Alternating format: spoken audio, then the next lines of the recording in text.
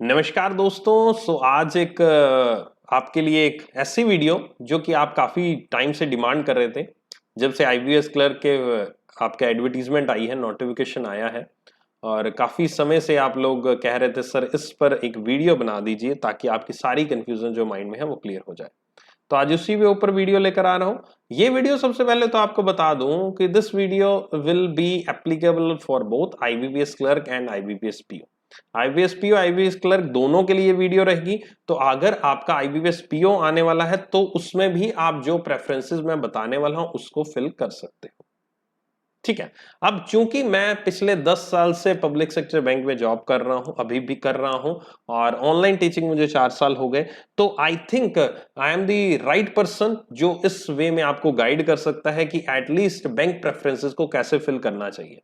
क्योंकि मैं खुद इस फील्ड से जुड़ा हुआ हूं और मैं पिछले काफी सालों से आपको हर एक वर्ष ये एक वीडियो डेफिनेटली लेकर आता हूं कि प्रेफरेंसेस को कैसे फिल करें। और जो लोग पहले से जुड़े हैं उनको इसके बारे में मालूम भी होगा। और मेरा क्राइटेरिया हमेशा हमेशा वही रहता है जो मैं पिछले साल लेकर आया था, उसी क्राइटेरिया पे मैं इस बार भी प्रेफरेंस बताने वाला हूं। मगर इस बार कुछ हटकर बताऊंगा। रीजन उसका यह है कि काफी सारे स्टूडेंट्स बाद में कंफ्यूज होते हैं और वो नीचे कमेंट्स करते हैं, तो उन्हीं कमेंट्स को भी मैं आपके जो माइंड में चल रही हैं चीजें उनको भी लेकर आज प्रेफरेंसेस बताने वाला हूं।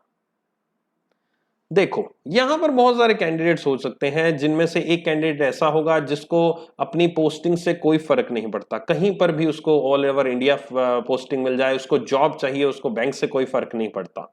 ठीक है। तो आप कुछ भी कैसे भी करके आप प्रेफरेंस फिल कर दिए, कोई भी स्टेट फिल कर दीजिए, वो आपकी चॉइस है। ठीक है। जो बिल्कुल उसको जॉब चाहिए वो चाहे अपने स्टेट में फिल करे चाहे दूसरे स्टेट में फिल करे जहां पर वैकेंसी ज्यादा है, वो डिपेंड उस पर करता है। दूसरा ऐसा कैंडिडेट होगा जो कि ये चाहेगा कि उसको उसके स्टेट में जॉब मिले और उसको एक अच्छा बैंक चाहे मिले या ना मिले उससे कोई फर्क नहीं पड़ेगा, बट उसको अपने स्टेट में जॉब चाहिए। तीसरा कैंडिडेट ऐसा होगा जो कि ये चाहेगा कि मुझे अच्छा बैंक मिले। ठीक है। एक कैंडिडेट है जिसको कोई फर्क नहीं पड़ेगा, दूसरा कैंडिडेट जिसको लगता है मुझे अपने स्टेट में जॉब मिले, उसको बैंक से कोई फर्क नहीं है, और तीसरा कैंडिडेट ऐसा है जिसको स्टेट से कोई मतलब नहीं है बट उसको बैंक अच्छा चाहिए। मगर यहां पर एक ऐसा ऐसा एक एस्पिरेंट भी जरूर होगा जिसको जो ये कहेगा कि सर स्टेट भी मुझे अपना मिल जाए और प्रेफरेंस भी मुझे टॉप की मिल जाए, यानी कि बैंक ऐसा मिल जाए जो आगे ग्रोथ करेगा, जो मेरी कैरियर के लिए अच्छा है, जो बहुत ही अच्छा प्रोग्रेसिव बैंक है, जो कि गवर्नमेंट कह रही है, जिसका कोई प्राइवेटाइजेशन ना हो। तो एक ऐसा तबका भी आपके एस्पिरेंट्स में जरूर होगा। देखो, अब हर एक चीज हमेशा पॉसिबल नहीं होती, मगर कुछ ना कुछ चीजें ऐसी होती हैं जो हमारे हाथ में भी नहीं होती, मगर इन केस अगर आपकी किस्मत अच्छी है तो डेफिनेटली वो भी मिल जाती है। ठीक है। सो इन सब चीजों को लेकर मैं कुछ प्रेफरेंसेस आपको अभी बताने वाला हूं।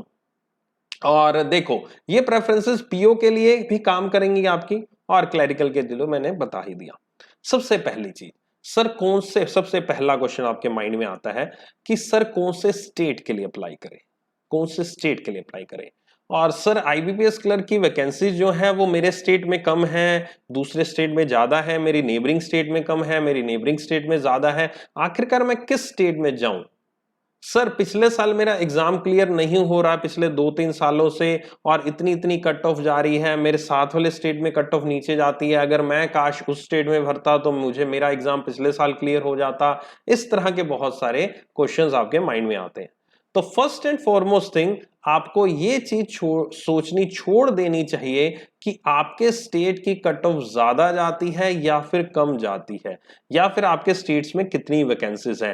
अनटिल एंड अनलेस आपके स्टेट में कोई 5-10 वैकेंसीज आई और आपके पड़ोस के स्टेट में 500 वैकेंसीज आई, इतना ज्यादा अगर बहुत ज्यादा डिफरेंस आ रहा है, तब मैं यहां पर आपको प्रेफर करूंगा कि अपने नेबरिंग स्टेट या जहां पर भी आप चाहें वहां पर फिल कर सकते हैं। मगर अगर आपके स्टेट और नेबरिंग स्टेट या दूसरे स्टेट में कोई 100 वैकेंसीज या 150 से 200 वैकेंसीज का फर्क है, तो आपको अपने स्टेट में ही रहना चाहिए। अब इसका मतलब ये नहीं आप क्वेश्चंस पूछोगे सर मेरे स्टेट में 100 है, दूसरे स्टेट में 500 है, तो मैं कहां जाऊं, मैं दूसरे स्टेट में जाऊं जहां पर 500 है या फिर 800 है, मेरे स्टेट में 100 वैकेंसीज है। ये भी तो देखो कि आपका स्टेट कितना बड़ा है। आप हमेशा नंबर ऑफ वैकेंसीज में जाते हो। आप ये तो सोचो आपका स्टेट कितना बड़ा है और उसमें कितनी नंबर ऑफ ब्रांचेस हो सकती हैं। आप कंपैरिजन करते हो एक छोटा सा जो स्टेट है गोवा को महाराष्ट्र से, कैसे आप कंपैरिजन कर सकते हो? क्योंकि उसका क्षेत्रफल भी तो कम है, क्षेत्रफल के अकॉर्डिंग वहां ब्रांचेस भी तो कम होगी। जितनी ब्रांचेस कम होंगी वहां पर वैकेंसीज भी तो उतनी कम होंगी। और महाराष्ट्र के अकॉर्डिंग या राजस्थान के अकॉर्डिंग या यूपी के अकॉर्डिंग वैकेंसीज एमपी के अकॉर्डिंग उनके लार्जेस्ट स्टेट है, तो वहां पर वैकेंसी भी तो ज्यादा होंगी। ये चीज पे तो माइंड में लगाओ। और जितना क्षेत्रफल कम होगा उतने नंबर ऑफ कैंडिडेट्स वहां के लोकल के जो है वो भी तो कम होंगे। ठीक है, तो थोड़ा सा इस चीज को सोचा करो कुछ भी सोचने से पहले। देखो ये जो फैक्टर बता रहा हूं पीओ में एप्लीकेबल नहीं है। पीओ में सिर्फ बैंक प्रेफरेंसेस देखनी चाहिए, आपको स्टेट वेट नहीं देखना चाहिए। क्योंकि पीओ में आपकी पोस्टिंग जो है वो कहीं पर भी होती है, उसका आपसे कोई मतलब नहीं है। आपको कोई चूज नहीं कर सकते आप खुद से, वो बैंक की चॉइस होती है आपको कहां पर पोस्टिंग देता है। बट यहां पर आपको एक एप्लीकेशन फॉर्म फिल करते हुए चॉइस होती है कि आपको स्टेट कौन सा फिल करना है। ठीक है, तो नंबर ऑफ वैकेंसीज को देखकर कभी भी अपने स्टेट को मत सोचो। आप मेरे अकॉर्डिंग प्रेफर हमेशा आपको अपना खुद का स्टेट करना चाहिए, जहां पर आपकी पोस्ट, जहां पर आपका खुद का होम टाउन है। क्योंकि फ्रॉम वेरी फर्स्ट डे अगर आप दूसरा स्टेट चुनते हो तो इसका मतलब आप अपनी होम पोस्टिंग के चांसेस कम कर रहे हो। बैंक्स में बिल्कुल ऐसा होता है कि आपको होम पोस्टिंग मिल सकती है, ऐसा नहीं है कि आपको होम पोस्टिंग नहीं मिलती, होम पोस्टिंग मिलती है। इवन पीओ की जॉब में भी होम पोस्टिंग मिलती है। इस बार भी जो जिन्होंने कैंडिडेट्स ने ज्वाइन किया है मेरे साथ, मैंने देखा है कई लोगों ने ज्वाइन किया है, तो उनको भी होम पोस्टिंग मिली है। हाँ, कई बार दूर भेज देते हैं, कई बार होम पोस्टिंग होती है, इट डिपेंड्स कि बैंक को कहाँ रिक्वायरमेंट है। तो अगर आप अपने स्टेट में फाइल कर रहे हैं, फिल कर रहे हैं, तो आपको पहली चीज आपको होम पोस्टिंग के चांसेस अच्छे हैं। देखो होम पोस्टिंग का बेनिफिट ये होता है कि चलो घर पर रह रहे हैं आप और आपको खाना अच्छा मिल जाता है, आपको ज्यादा कुछ दूर ट्रांसपोर्टेशन का कॉस्ट आपको नहीं बढ़ती। और फिर आप क्लर्क में जब जाते हो तो आप हमेशा कहते हो कि सर मुझे नेक्स्ट हायर एग्जाम के लिए पढ़ना है, या मुझे पीओ की तैयारी करनी है, या आरबीए की तैयारी करनी है, या और किसी एग्जाम की तैयारी करनी है, तो वो आपके घर पर बैठ के आप ज्यादा कन्वीनियंटली पढ़ सकते हो, क्योंकि आपका माइंड बिल्कुल शांत रहेगा। एक्सेप्शंस ऑलवेज एवरीवेयर, क्योंकि कुछ स्टूडेंट्स ऐसे होते हैं जिन पे घर पे पढ़ाई का माहौल नहीं होता, तो जानबूझ के बाहर रहते हैं, उनके लिए ये मेरा सजेशन नहीं है। ठीक है, तो सबसे पहली चीज अपने खुद के स्टेट को चुन लो until unless there is very large gap between the two states vacancies। Okay, बहुत ज्यादा गैप है क्षेत्रफल के अकॉर्डिंग, यानी कि जो आपका एरिया है उसके अकॉर्डिंग। तो चुनो अपना स्टेट, पहली चीज तो ये माइंड में क्लियर। अब करते हैं दूसरे फैक्टर पे बात। दूसरा फैक्टर है जो कि रहता है आपका बैंक से रिलेटेड। अब यहां पर नेक्स्ट क्वेश्चन एक एस्पिरेंट के माइंड में उठता है कि सर मैं नॉर्थ इंडिया से बिलोंग करता हूं, मैं पंजाब से बिलोंग करता हूं, मैं हिमाचल से हूं, मैं जम्मू से हूं, मैं राजस्थान से हूं, मैं हरियाणा से हूं, दिल्ली से हूं, तो क्या मुझे ऐसा बैंक फिल करना चाहिए जिसका हेडक्वार्टर नॉर्थ में है? सर मैं तमिल से हूं, मैं कर्नाटक से हूं, मैं कर्नाटका से हूं, केरल से हूं, साउथ से हूं, तो क्या मुझे ऐसा बैंक फिल करना चाहिए जिसका हेडक्वार्टर साउथ में है? या फिर मुझे गुजरात या फिर नॉर्थ ईस्टर्न से हूं? तो इस तरह के प्रेफरेंसेस आपके माइंड में चलते हैं, क्योंकि इस तरह के बहुत सारी चीजें, एक धारणाएं आपके माइंड में बिठा दी गई हैं काफी लोगों के द्वारा। मगर इस चीज को मैं बिल्कुल खारिज करूंगा। ये चीज बिल्कुल ही एक बार भी ये फैक्टर माइंड में नहीं लाना चाहिए, ना ही आपके माइंड में ये सोच आनी चाहिए कि अगर मैं नॉर्थ इंडिया से हूं तो मुझे ऐसा बैंक फिल करो जो कि नॉर्थ में जिसका हेडक्वार्टर है। जब से बैंक्स का मर्जर हुआ है तब से आप इस बेस को, या फिर मैं तो खैर पहले भी इस चीज को फैक्टर नहीं लेता था, मगर काफी स्टूडेंट्स इस चीज को, काफी एस्पिरेंट्स, क्योंकि काफी टीचर्स इस तरह से उनको बताते थे कि इस तरह से फिल करना चाहिए, मैं तो पहले भी नहीं बताता था, तो अभी भी वही चीज कहूंगा। बट एक और फैक्टर, एडिशनल फैक्टर इसमें जुड़ गया कि जब से बैंक्स का मर्जर हुआ है तब से जो बैंक्स की नंबर ऑफ ब्रांचेस है वो इतनी ज्यादा स्कैटर हो चुकी हैं कि आप हेडक्वार्टर के बेस पर कभी भी जजमेंट नहीं कर सकते कि इस बैंक की ब्रांचेस नॉर्थ में ज्यादा होंगी। फॉर एग्जाम्पल मैं बात करूं पंजाब नेशनल बैंक की। पंजाब नेशनल बैंक का मर्जर हुआ oriental bank of commerce and the United bank of India के साथ। यूनाइटेड बैंक ऑफ इंडिया एक ऐसा बैंक है जो कि नॉर्थ ईस्ट या कहूंगा वेस्ट बंगाल का बहुत ही बड़ा बैंक माना जाता है, बहुत ही बड़ा बैंक माना जाता था। वेस्ट बंगाल में यूनाइटेड बैंक ऑफ इंडिया की बैंक को एक बहुत ही बड़ा बैंक माना जाता था, क्योंकि बहुत सारी ब्रांचेस वहां पर थी। और कोई और दूसरा बैंक वहां पर नाम किसी से बोल दो, तो यहाँ पर मेरे स्टूडेंट्स होंगे वेस्ट बंगाल से, उनको भी मालूम होगा, मेरी बात से एग्री करते होंगे, उनको किसी और बैंक का नाम बोल दो तो वो उसको प्राइवेट बैंक समझते थे। तो जब अब यूनाइटेड बैंक मर्ज हो चुका पीएनबी के साथ, ओरिएंटल बैंक भी पीएनबी के साथ मर्ज हो चुका है, तो आप ये देख सकते हैं कि पंजाब नेशनल बैंक का अब वर्चस्व जो है वो आपका नॉर्थ ईस्ट वेस्ट बंगाल में भी स्थापित हो चुका है। बट पंजाब नेशनल बैंक का हेडक्वार्टर तो दिल्ली में है। तो इसका क्या मतलब कि मैं अगर नॉर्थ ईस्ट में पोस्टिंग चाहिए, वेस्ट बंगाल में पोस्टिंग चाहिए, मैं उस स्टेट से बिलोंग करता हूं, तो मैं भाई पंजाब नेशनल बैंक क्यों भरूं? तो इसलिए जब से बैंक्स का मर्जर हुआ है तो बिल्कुल स्कैटर हो चुकी हैं ब्रांचेस, काफी बढ़ चुकी हैं। तो ये फैक्टर बिल्कुल माइंड में मत लाइएगा। अब फैक्टर जो मेन है जिसको माइंड में लाना जरूरी है वो है आखिरकार बैंक्स जो है वो यहां पर किस तरह का बिजनेस कर रहे हैं, किस तरह का उस बैंक का आपका ब्रांचेस या ग्रोथ किस तरह के बैंक दिखा रही है, और क्या बैंक का फ्यूचर होने वाला है। क्योंकि आप कभी भी मान लीजिए आप यहां पर तो बैंक्स प्रेफरेंस चुन रहे हैं, मगर एक जब आप प्राइवेट सेक्टर में जाते हैं, काफी लोग प्राइवेट सेक्टर में जॉब कर रहे हैं, तो वो क्या चूजते हो, आप पहले क्या सोचते हो? आप ये सोचते हो यार किसी भी बैंक में जॉब मिल जाए, किसी भी जगह पे ऑर्गेनाइजेशन में जॉब मिल जाए, बैंक नहीं किसी भी और प्राइवेट ऑर्गेनाइजेशन में जॉब मिले, मुझे जॉब चाहिए। लेकिन कुछ ऐसे कैंडिडेट्स होते हैं जो लोग बहुत ही अच्छे स्ट्रॉन्ग कैंडिडेट होते हैं और बहुत ही अच्छा पढ़ा लिखे होते हैं और काफी high degree high education qualification होती है, वो कंपनी को चुनते हैं। वो कहते हैं मुझे तो इस कंपनी में जाना है, मुझे तो उस कंपनी। क्यों? क्योंकि वो देखते हैं कंपनी बहुत बड़ी है, कंपनी ग्रोथ कर सकती है, इस कंपनी की ग्रोथ के साथ मेरी पर्सनल ग्रोथ हो सकती है। तो ये फैक्टर यहां पर अब जब आपको चुनने के लिए बोल रहा है तो आप उस चीज को क्यों नहीं चुन रहे? तो चुनना चाहिए ना आपको। तो इसी में मैं आपको यही राय दूंगा कि बैंक के बिजनेस के अकॉर्डिंग, बैंक के साइज के अकॉर्डिंग उस बैंक को चूज कीजिए, ना कि उस बैंक का हेडक्वार्टर कहां पे है। या फिर एक और फैक्टर मैं बीच में बताना भूल गया, नंबर ऑफ वैकेंसीज। एक और सबसे बड़ा एक मिसकंसेप्शन है, sir number of vacancies bank की सबसे ज्यादा है इस स्टेट में तो मैं उसको चुनूंगा। देखो नंबर ऑफ वैकेंसी से आपको एक धोखा खा सकते हो, और पिछले 3-4 साल से बहुत सारे बच्चे इसका धोखा खा रहे हैं, जो कि मैं हमेशा वीडियो बनाकर इस चीज को क्लैरिफाई भी करता था, मगर फिर वही चीज कुछ ना कुछ गलती करके वो फॉर्म गलत फिल कर देते थे। और आज वो सोचते हैं कि सर मैं इस बैंक में बैठा हूं, आज भी मैसेज आता है सर मैं इस बैंक में बैठा हूं, काश मैंने उस टाइम आपकी प्रेफरेंस वीडियो देख ली होती, जबकि मेरे मार्क्स तो सबसे ज्यादा थे। ठीक है, तो वो होता है नंबर ऑफ वैकेंसीज। आप ये देखते हैं कि नंबर ऑफ वैकेंसीज फला फला बैंक की 200 है और उस बैंक की 0 है, उसने तो डिक्लेयर नहीं की, तो मैं तो उस बैंक को भरूंगा ही नहीं। ये बिल्कुल गलत है। जितने भी बैंक्स अगर आईबीपीएस क्लर्क में या आईबीपीएस में हैं, वो हमेशा कभी ना कभी वैकेंसीज अपनी लेकर ही आते हैं। Exceptions are always there. कोई एक आधा बैंक हो जाता है कि लास्ट मोमेंट तक वैकेंसीज नहीं लेकर आता, मगर बहुत रेयरेस्ट चांस होगा कि वैकेंसीज आती ही आती हैं।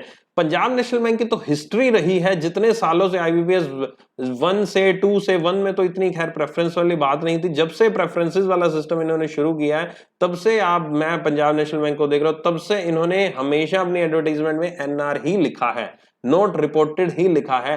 मगर एट लास्ट जब पंजाब नेशनल बैंक जब अपॉइंट करता है, जब आपका रिजल्ट आता है उसमें लिखा होता है पंजाब नेशनल बैंक में आपकी पोस्टिंग हो चुकी है, आप अपॉइंट हो चुके हो, तो अगर वैकेंसी उस टाइम आंकलन किया जाए ना वैकेंसीज को, सबसे ज्यादा बैंक्स में सबसे ज्यादा वैकेंसीज पंजाब नेशनल बैंक की होती हैं।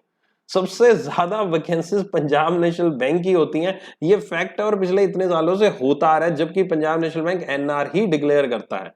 तो इस चीज को मत देखना कि पंजाब नेशनल बैंक ने एनआर डिक्लेयर किया चाहे वो क्लर्क। अब देखना पीओ का फॉर्म आने वाला, पीओ के फॉर्म में भी एनआर लिखा होगा, 100% लिखा होगा, आई नो दैट। ठीक है, क्योंकि सभी बैंक्स का क्या होता है, अपना अपना एक रिक्रूटमेंट साइकिल होता है। कुछ बैंक्स का क्या होता है, कुछ बैंक्स में जो मैन पावर जो प्लान करते हैं, वो की जो रिक्रूटमेंट प्लान करते हैं, वो कुछ बैंक्स अपनी जनवरी में प्लान करते हैं, कुछ बैंक्स मार्च में प्लान करते हैं, कुछ बैंक्स अप्रैल में प्लान करते हैं, मई में। तो ये एक जो टाइम होता है ना, फरवरी से लेकर मान के चलिए मई तक का समय होता है ना, ऑलमोस्ट सभी बैंक्स इस पीरियड के दौरान अपनी वैकेंसीज को देखते हैं, क्योंकि इस पीरियड के दौरान वो अपने प्रमोशन साइकिल को लेकर जाते हैं। जब इंसान प्रमोट होगा तभी तो उसकी वैकेंसी क्रिएट होगी।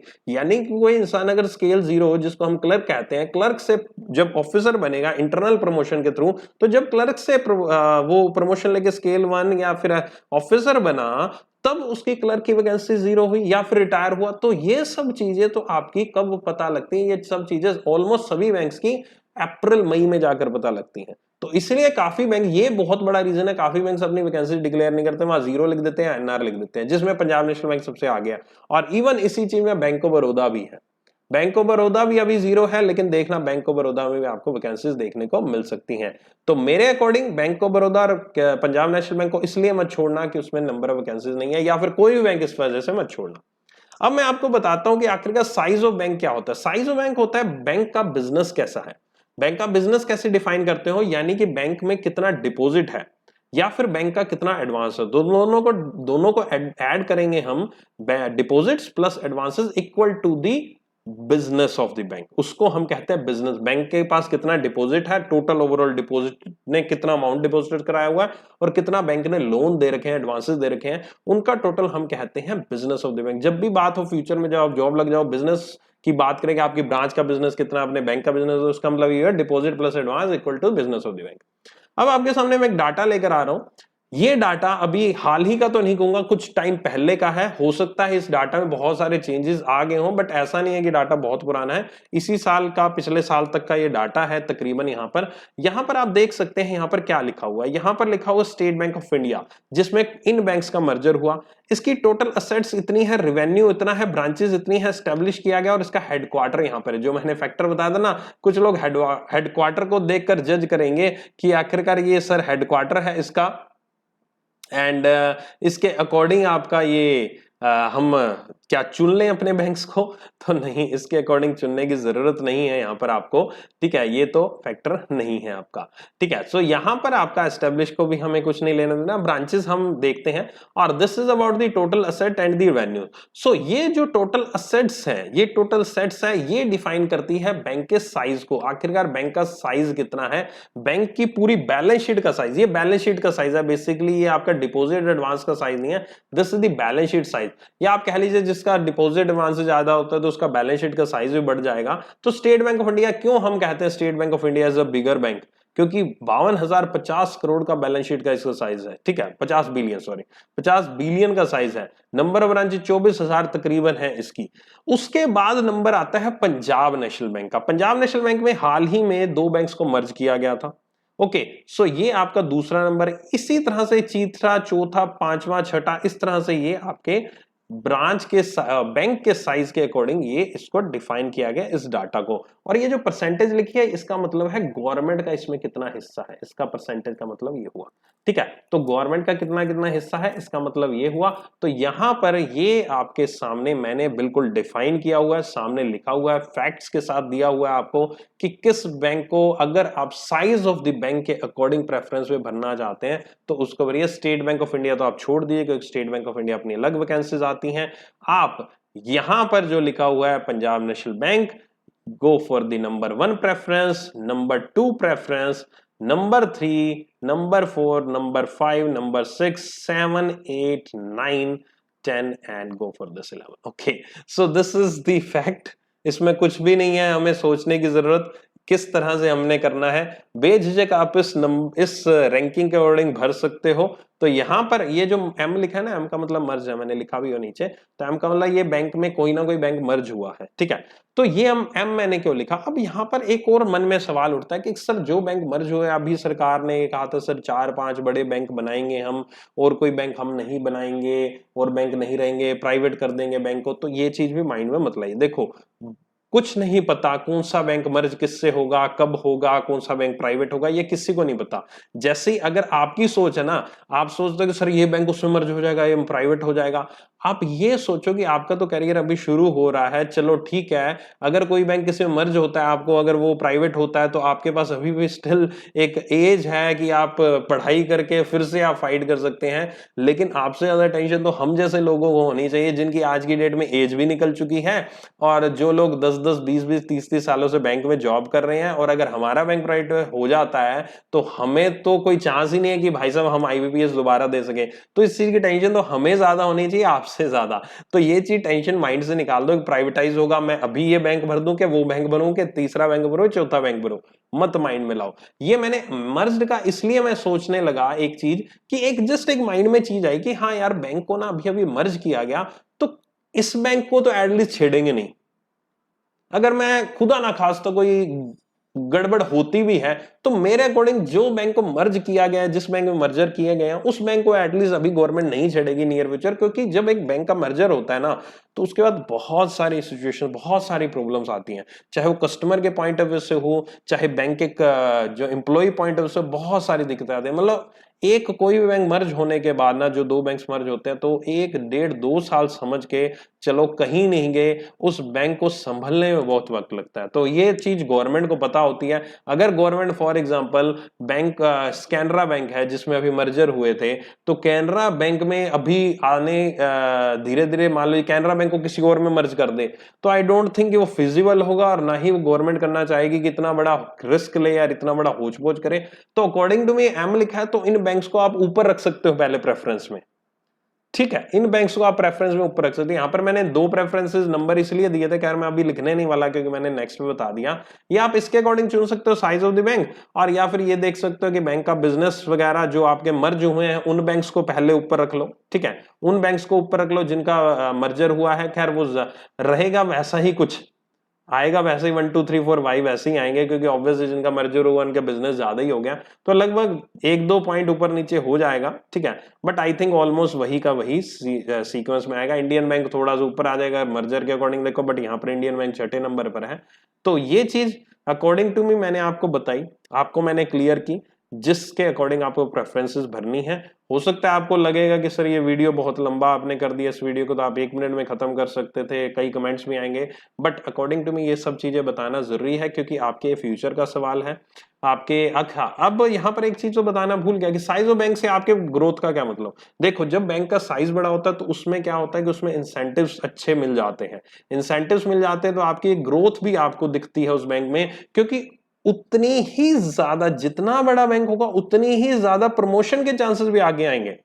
एक छोटे बैंक में प्रमोशन के चांसेस कम मिलते हैं, नंबर ऑफ वैकेंसीज फ्यूचर में कम मिलती हैं, but in comparison to the large bank उसमें प्रमोशन के चांसेस बढ़ जाते हैं थोड़े, और आपको जो ग्रोथ है वो ज्यादा दिखती है, ठीक है, ग्रोथ ज्यादा दिखती है। और छोटे बैंक का ये भी चीज है, फॉर एग्जांपल आपके साउथ इंडिया के हैं, आपको पंजाब एंड सिंध बैंक मिल जाता है, तो छोटे बैंक का ये भी थोड़ा सा एक नुकसान हो जाता है कि आप पंजाब सिंध बैंक तो आपको मिल गया, बट आप हैं साउथ इंडिया के, तो पंजाब सिंध बैंक का जो वर्चस्व है, जो एरिया है, वो केवल और केवल पंजाब साइड में है, नॉर्थ इंडिया साइड में थोड़े बहुत ब्रांचेस हैं, तो आप ऑलमोस्ट हमेशा हमेशा आप नॉर्थ इंडिया में फंसे रहेंगे, आप चांस बहुत कम हो जाएगा आपका साउथ इंडिया में आपकी पोस्टिंग का, ठीक है। Got my point. I hope ये सब चीजें आपको क्लियर होगी होंगी, और ये सब फैक्टर आप जरूर इसको एक माइंड में लेकर आओगे। सो मेरे according go for this according to this serial Punjab national bank first, bank of Baroda second, Canara bank third, fourth should be the Union Bank of India, fifth should be Bank of India, next Indian Bank, Central Bank of India, Indian Overseas Bank, UCO Bank, Bank of Maharashtra, and Punjab and Sindh Bank. This should be your preference criteria for your probationary officer exam as well as the clerical exam. State आप जो भी चुनिए, but एक बात मानिएगा, अपना state चुनिएगा, चाहे वहां 200 vacancies है, 250 वैकेंसीज है, चाहे 700 वैकेंसीज। अब क्या होता है कि अपने स्टेट को छोड़कर दूसरे स्टेट में जाते हैं, वहां पर और पहले ही बहुत ज्यादा भीड़ होती है, और वहां की कट ऑफ पहले ही हाई चली होती है, और आपके स्टेट में आप बाद में देखोगे कट ऑफ नीचे चलेगी, फिर कहोगे काश मैं अपने स्टेट में भर देता। तो ये चीज हुई है, ऐसा नहीं कि ये चीज नहीं हुई, ये चीज हुई है, प्रैक्टिकल चीजें बता रहा हूं आपको लास्ट ईयर की।